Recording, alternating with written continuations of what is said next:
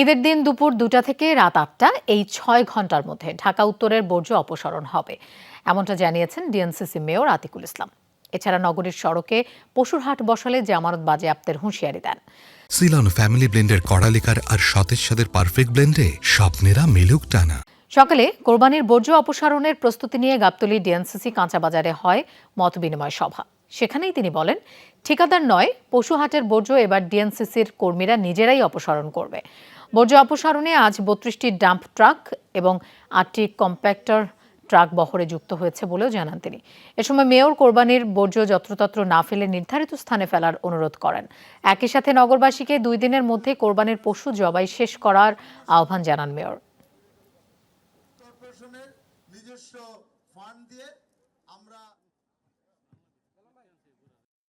হাটের যেই বর্জ্য আছে এবং হাটের যে বাঁশ বা যা কিছু আছে গেট যেটা আছে এটি আমরা এবারটা নিজেরাই পরিষ্কার করে দিব। আমি কোন ঠিকাদারের উপরে আমি নির্ভরশীল হব না।